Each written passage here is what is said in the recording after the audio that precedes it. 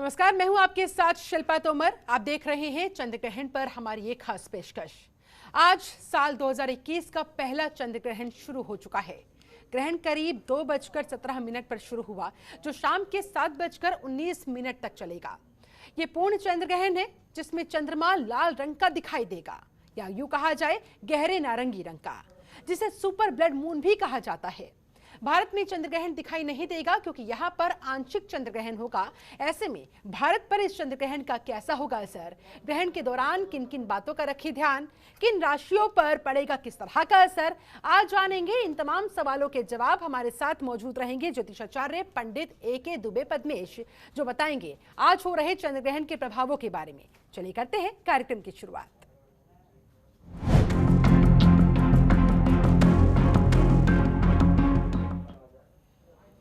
तो हमारे साथ पंडित A.K. दुबे जुड़े हुए हैं। पंडित जी, सबसे पहले बहुत बहुत स्वागत करती हूं मैं आपका।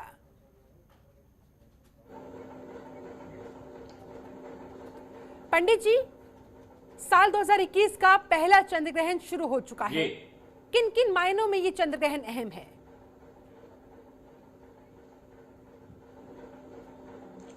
किसी भी वर्ष में अधिक से अधिक 7 ग्रहण पड़ते हैं और कम से कम 2 ग्रहण पड़ते हैं।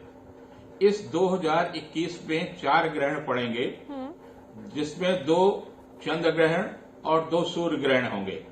आज ये पहला चंद्र ग्रहण है, से खग्रास चंद्र ग्रहण कर रहे हैं। अनुराधा नक्षत्र और वृश्चिक राशि पर यह ग्रहण पड़ रहा है। तो इसका सबसे ज्यादा जो असर होगा वो कोरोना पर असर होगा। कोरोना के प्रभाव को क्षीण करेगा, क्योंकि वृश्चिक राशि जो है चंद्रमा की नीच राशि है। ये भय क्रिएट करती है और अनुराधा नक्षत्र भय को दूर करता है। तो इस कारण से जो आदमी के मन में एक भय उत्पन्न हो गया है कोरोना के प्रति, और उसके कारण से बीमारी और भय दोनों मिला के उसके साथ, परिवार के साथ में, उसके साथ में कुछ न कुछ समस्याएं उत्पन्न हो रही हैं। तो इस पर ये नियंत्रण करने में सक्षम होगा। तो एक तो सबसे अच्छी बात ये होगी। दूसरी जलीय राशि है चंद्रमा की वृश्चिक, तो जलीय राशि होने के कारण से जल से संबंधित समस्याएं इस वर्ष बहुत होंगी। जलीय प्लावन होगा, जल समुद्री तूफान होंगे, कहीं ज्यादा बारिश होगी, कहीं भीषण बारिश होगी। तो इस प्रकार से प्राकृतिक प्रकोप का जो स्वरूप होगा वो जलीय होगा। जल से संबंधित समस्याएं आएंगी, जल से संबंधित तमाम प्रकार की परेशानियां आएंगी। जलीय रोग भी दे सकता है और आम जनजीवन जिससे प्रभावित हो, ये स्थिति देगा जी। ऐसे में पंडित जी, ये सुपर ब्लड मून है क्या? हाँ शिल्पा जी, क्या कनेक्शन है इसका? जिस तरह से आपने कहा जल से संबंधित तमाम चीजों से ये कनेक्ट हो रहा है, तो चक्रवात, सुनामी, भूकंप से आज पड़ रहे इस ग्रहण का क्या कनेक्शन माना जाए?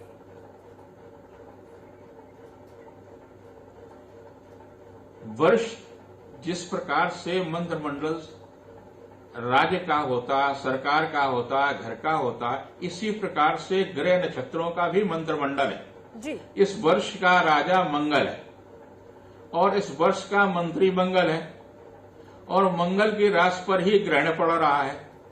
तो मंगल धरती को सबसे ज्यादा प्रभावित करेगा।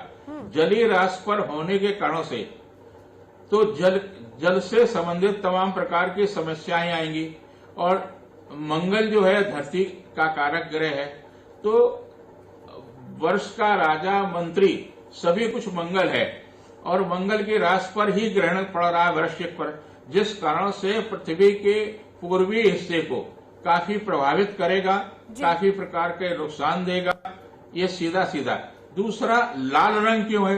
मंगल का रंग ही लाल है। तो मंगल ग्रह की छाया सीधी सीधी चंद्रमा पर पड़ेगी। सूर्य की रोशनी मंगल पर पड़ेगी और मंगल की रोशनी चंद्रमा पर पड़ेगी। तो चंद्रमा का रंग जो है वो स्वाभाविक रंग से बदल करके लाल रंग का दिखाई देगा। और इसी को सुपर ब्लड मून भी कहा जाता है। पंडित जी, दुनिया के कई देशों में पूर्ण चंद्र ग्रहण इस समय देखने को मिल रहा है, लेकिन अगर हिंदुस्तान की बात करें तो यहाँ पर ये आंशिक चंद्र ग्रहण है। कितना और किस हद तक इसका असर भारत पर पड़ने वाला है?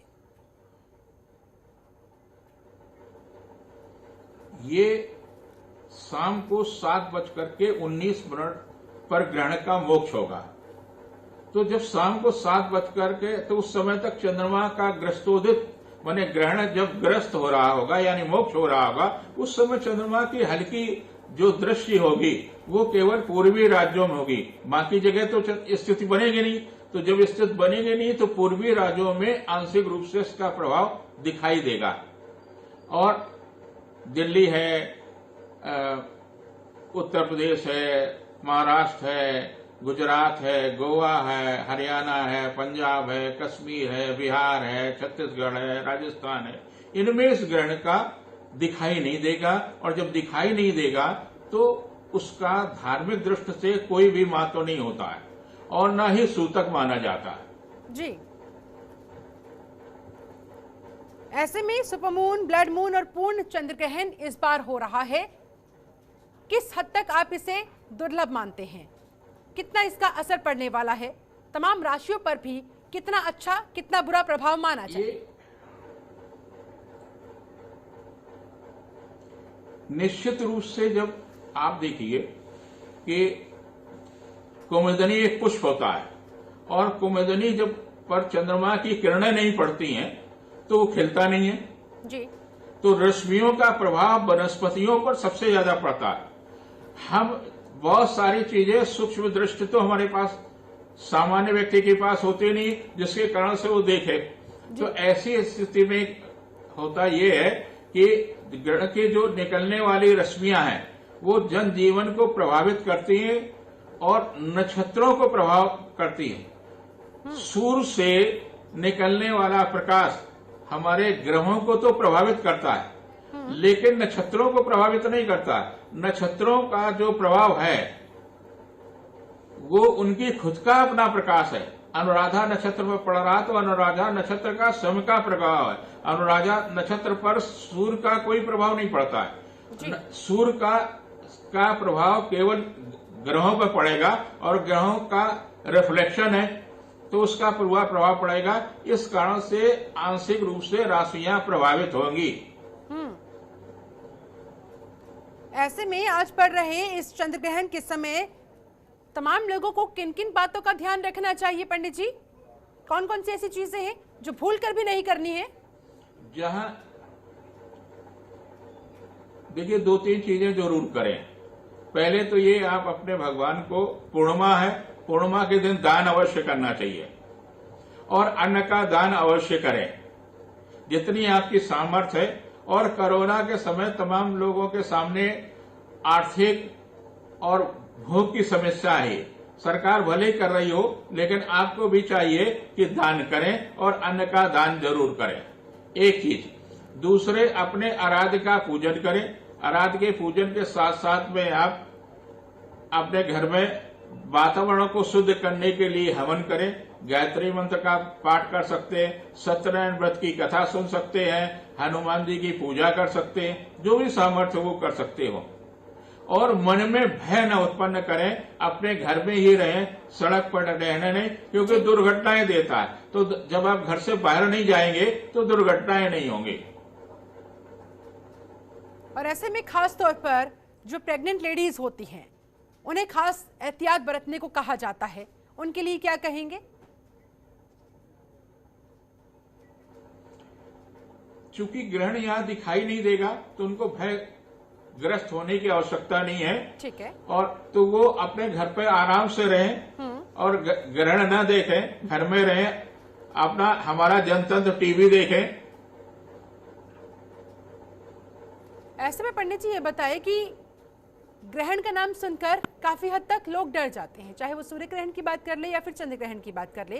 कहा जाता है बहुत सारी ऐसी किरणें इस समय हमारे सौरमंडल में उत्पन्न होती है जो कि खतरनाक साबित होती है। तो चंद्र ग्रहण के समय इस विपरीत प्रभाव से बचने के लिए क्या कुछ किया जाना चाहिए?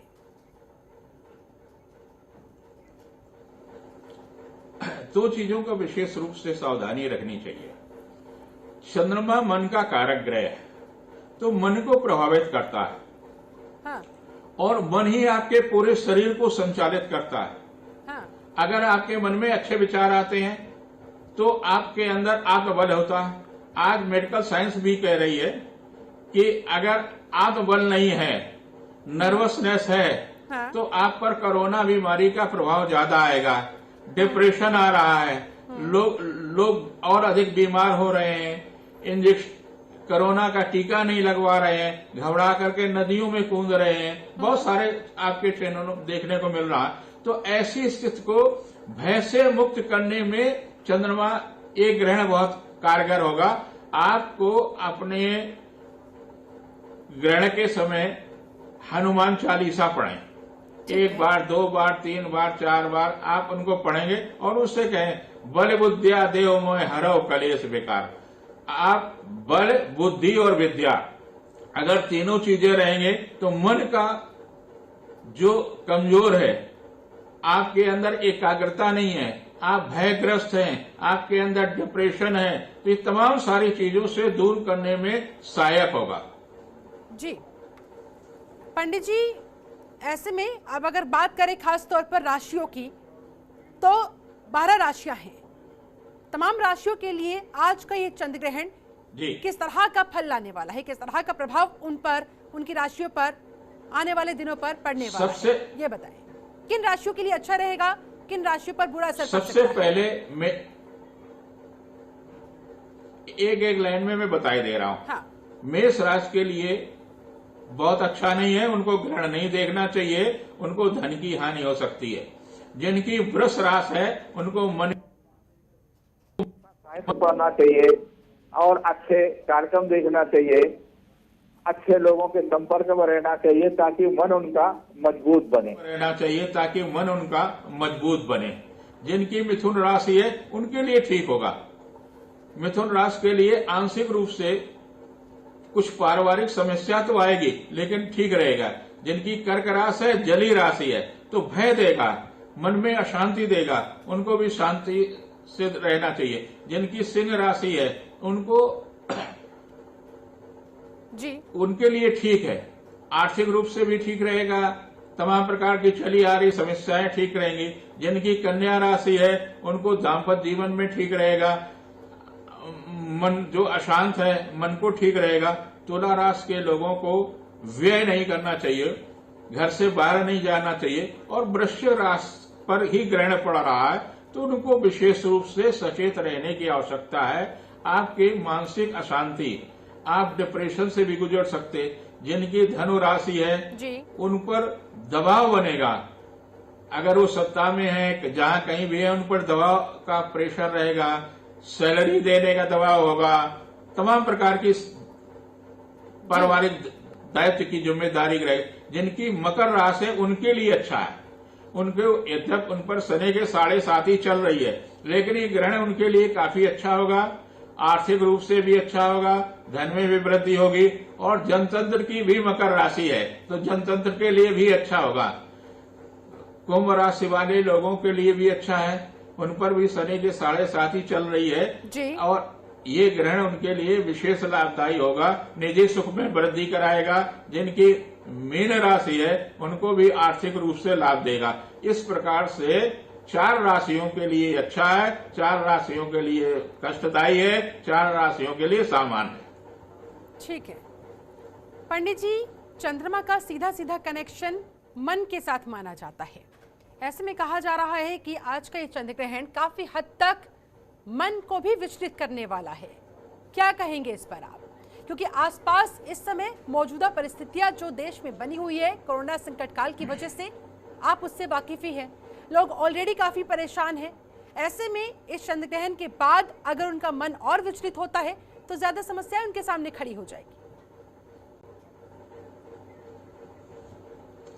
मन, चंद्रमा मन का कारक ग्रह है,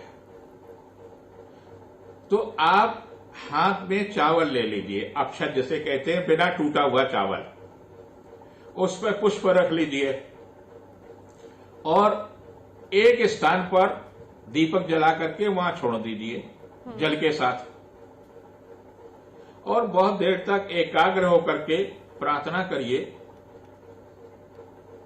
कि आप कि जो किरणें हैं, जो रश्मियां हैं, उनका सकारात्मक प्रभाव मेरे जीवन पर रहे, मेरे परिवार पर रहे, मेरे देश पर रहे, मानव जाति पर रहे। ठीक है, इस तरह से मन को विचलित होने से रोका जा सकता है, शांति कुछ हद तक प्राप्त की जा सकती है। पंडित जी, कुल मिलाकर भारत पर इसका ज्यादा कुछ असर नहीं होने वाला है, यही कहना चाहते हैं आप? क्योंकि आंशिक चंद्र ग्रहण यहाँ हिंदुस्तान में दिखेगा, इस वजह से जी हाँ, भारत वासियों से एक मेरा अनुरोध है, पूरे मानव जाति के लिए जी, कि इस समय आप कई दिनों तक गुनगुना पानी से जितना बर्दाश्त कर सकते हैं उतने पानी से आप नहाएं।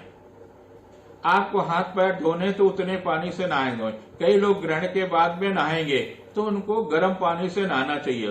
रात को सोते समय जब आप सोने जा रहे हो तो 2 गिलास पानी गुनगुना पिएं, और जब सोकर के उठें तो आप ब्रश करने के बाद में 2 गिलास गुनगुना पानी पिएं। आप ऐसा 1 महीने तक करेंगे तो आपको लगेगा कि आपका आत्मबल बढ़ रहा है, लगातार आत्मबल बढ़ रहा है। ठीक है, इस तरह के उपाय हमारे दर्शक अपना सकते हैं। ऐसे में उन्हें शारीरिक स्तर पर भी फायदा पहुंचेगा, मन को भी विचलित होने से रोका जा सकेगा। जाहिर सी बात है, शांति उन्हें मिलेगी तो ज्यादा संतुष्टि वो महसूस कर पाएंगे। पंडित जी, चंद्र ग्रहण शुरू हो चुका है, शाम 7:19 तक जारी रहेगा। ऐसे में बहुत सारे लोग जो वर्किंग भी होते हैं, जिन्हें बाहर निकलना होता है, बाहर उनका आना जाना होता है, हालांकि लॉकडाउन लगा हुआ है, काफ़ी हद तक ये संख्या लिमिटेड हो चुकी है, फिर भी अगर किसी व्यक्ति को बाहर निकलना हो, बहुत मजबूरी हो, तो उसे किस बात का सबसे ज्यादा ध्यान रखना चाहिए? एकाग्रता, मन को भटकाए नहीं, मन में अशांति न रखें, और अपने अगर वो देवी देवता में विश्वास करते हैं तो अपने आराध्य को विश्वास करें। जल की कमी शरीर में ना हो। शरीर में जली तत्व जो है 72% है, तो आपके शरीर में जली तत्व 72% रहना चाहिए। और जब आप घर से निकल रहे हैं तो 2 गिलास गुनगुना पानी पी करके निकलें। ऐसे में पंडित जी, आज पड़ रहे साल के इस पहले चंद्र ग्रहण का यहाँ धरती पर जो प्रकृति मौजूद है उस पर किस हद तक असर होता हुआ आप देख रहे हैं? पृथ्वी पर तो निश्चित रूप से असर होगा, और ये 10 जून तक असर दिखाई देगा। ठीक है, 10 जून तक कहीं जली समस्याएं आएंगी, जैसे अभी एक जल प्लावन तूफान आ गया, हाँ, तो उसका भी असर रहेगा। और कहीं न कहीं प्राकृतिक, कहीं न कहीं समस्याएं, कहीं न कहीं मन में भय। दूसरा, वृश्चिक राशि पर यह ग्रहण पड़ रहा है, तो वृश्चिक राशि भारत की स्वतंत्र भारत जो है उसका 7वां भाव है वृश्चिक का, जिस कारण से भारत पर दबाव जरूर बनेगा। उसको लगेगा कि मुझे और ये करना चाहिए, उसके मन में भी लगेगा कि इन समस्याओं का समाधान कैसे किया जाए। कुछ समस्याएं बढ़ेंगी, कुछ समस्याओं का समाधान होगा। पंडित जी, आखिरी सवाल मेरा आपसे, इस समय ताउते तूफान को अभी हमने झेला, देखा कितनी तबाही उसने मचाई, महाराष्ट्र की बात कर ले, गुजरात की बात कर ले, और अब यास तूफान का खतरा जिस तरह से 8 राज्यों पर मंडरा रहा है, क्या कहेंगे आप? ये किस तरह का ग्रहण का और चक्रवात का, तूफानों का कनेक्शन सामने निकल कर आता है, और आज पड़ रहे इस चंद्र ग्रहण से भी क्या इसे कनेक्ट किया जा सकता है? एकदम, क्योंकि ये 23 तारीख को भी आ सकता था, 28 को भी आ सकता था, 26 को, जितने भी आप देखिए, जब कोई ग्रह वक्री होता है, 23 तारीख को जब शनि वक्री हुआ तो पहला तूफान आया, और आज जो है जी, पूर्णिमा या अमावस्या की तिथि होती तो तूफान या प्राकृतिक दुर्घटनाएं होती हैं जी, तो ये पहले से निश्चित है। अब 20 जून के आसपास फिर कुछ न कुछ परेशानी आएगी, क्योंकि उस समय बृहस्पति जो है वक्री होगा। 10 जून को सूर्य ग्रहण पड़ेगा, तो उसका भी कहीं ना कहीं असर होगा। चलिए ठीक है, बहुत बहुत शुक्रिया पंडित A.K. दुबे जी, आपने समय निकाला, चर्चा की, बहुत बहुत धन्यवाद। तो इस तरह से चंद्र ग्रहण आज शुरू हो चुका है। तमाम उपाय पंडित जी ने बताए, किन किन बातों का ध्यान रखना है, कौन सी चीजें ऐसी हैं जो आपको भूल कर भी नहीं करनी है, वरना विपरीत असर चंद्र ग्रहण का पड़ सकता है। हालांकि ज्यादा चिंता की आवश्यकता इसलिए नहीं है क्योंकि यहाँ भारत में आंशिक तौर पर चंद्र ग्रहण लगा हुआ है, इसीलिए ज्यादा चिंता नहीं करनी। बावजूद इसके अगर आप घर से बाहर निकल रही हैं तो तमाम बातों का आपको ध्यान रखना होगा जो भी पंडित जी ने बताई है। खबरों के निष्पक्ष विश्लेषण के लिए सब्सक्राइब करें Janatantra TV and press the bell icon. Never miss any update.